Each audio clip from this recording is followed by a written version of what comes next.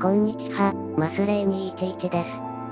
今回が初めての動画になるわけですが、ここでは旅行をやっていこうと思います。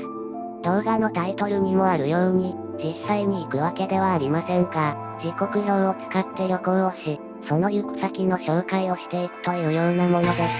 す。もちろんこのシリーズだけにするつもりではないのでいろんなネタをいただけるとありがたいです。今回というか、このシリーズでは、東北本線を旅していきます。東北本線は東京から青森までの路線でしたが、今では盛岡までとなっています。これの説明からやっていきましょう。全国新幹線鉄道整備法7条に基づき、1973年に整備新幹線が決定されました。その整備新幹線に東北新幹線も指定されました。この法律は、整備新幹線に指定された路線に並行する在来線、この場合は東北本線が並行在来線に指定されました。並行在来線は、新幹線が開業するとともに第三セクターにならなければなりません。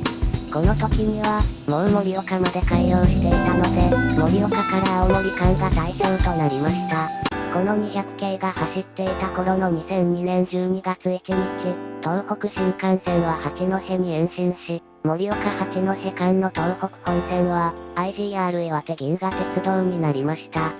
また、こんなのが走る前の2010年12月4日、さらに新青森駅まで延伸され、飛び地となっていた八戸青森間も青い森鉄道に生まれ変わりました。この2つの第3セクターがどうなるかは何回か後、終点の盛岡に到着してからにするとしましょう。さて、どうでしたでしょうか。短い動画が増えるのはしょうがないのですが、見ていただけるとありがたいです。また、冒頭で言った通り、このシリーズ以外にもやる予定なので、ネタもコメント欄、Twitter でどんどん募集中です。今後ともマスレイ211をよろしくお願いいたします。作者自身、かなり助かった、とても使いやすい素材の素を紹介します。それではご視聴、ありがとうございました。